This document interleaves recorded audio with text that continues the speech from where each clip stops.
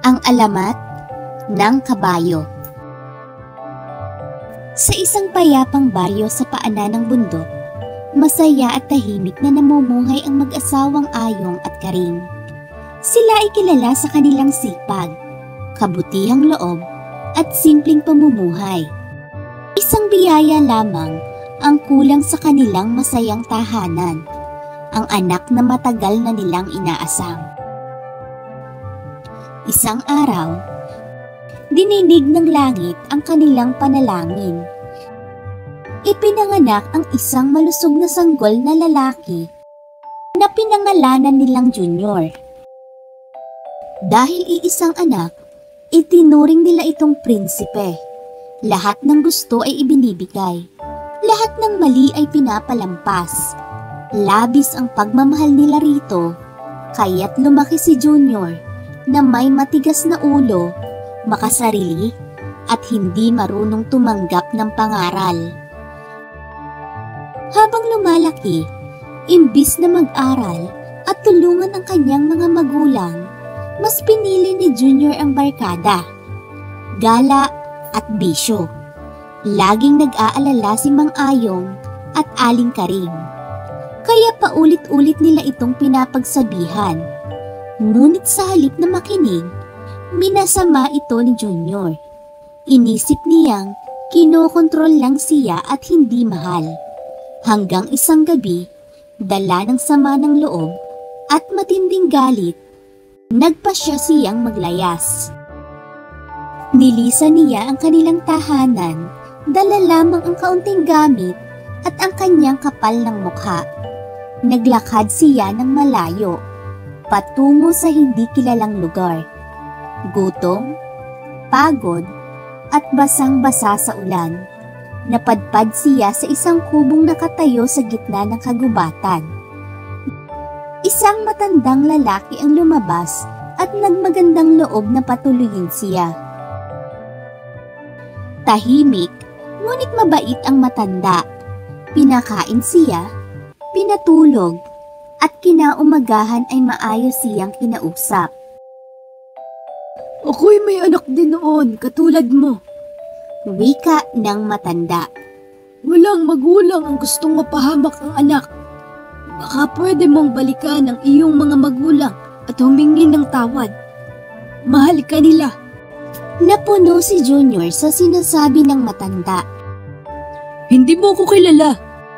Wala akong karapatan na sabihan ako ng ganyan. Hindi mo alam ang buhay ko. Ngumiti lamang ang matanda, ngunit ang kanyang mga mata ay tila naging kasing lalim ng dagat. Kung ayaw mong makinig sa salita, marahil kailangan mong matuto sa ibang paraan. Biglang lumiwanag ang paligid. Umihip ang malakas na hangin. Naramdaman ni Junior ang pagbabago sa kanyang katawan.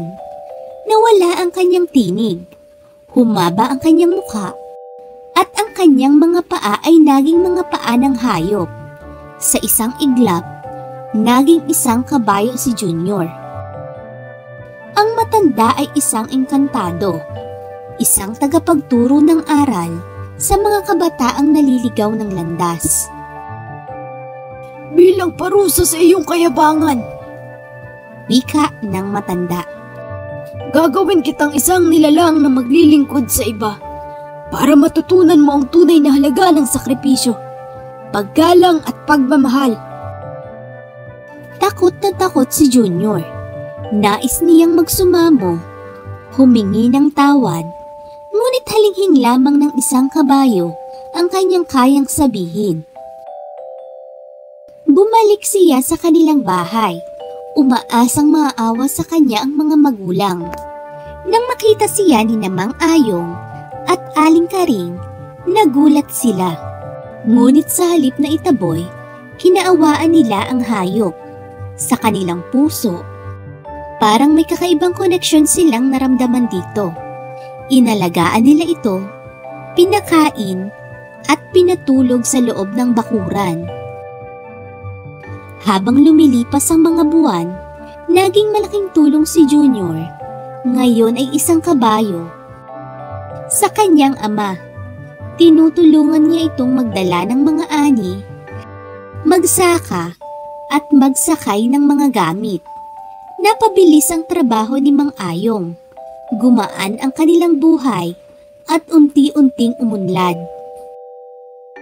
Dahil sa malasakit ng kabayo, minahal ito ng mag-asawa na parang sariling anak.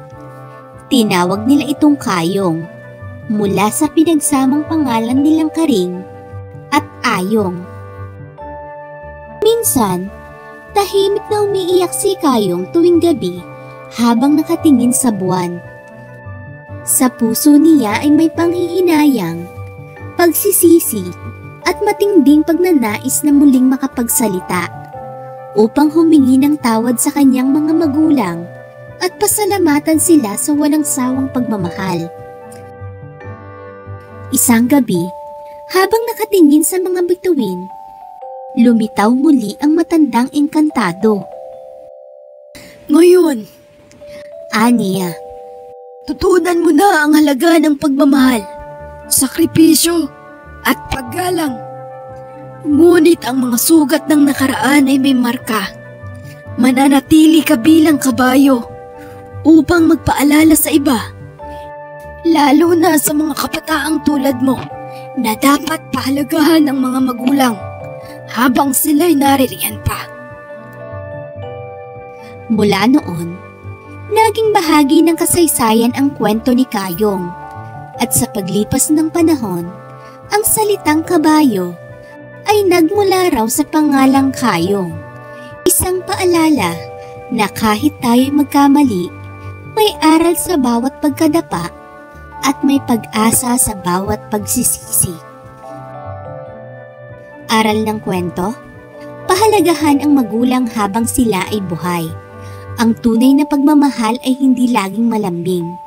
Minsan, ito'y nasa anyo ng pangaral, pagpuna at sakripisyo.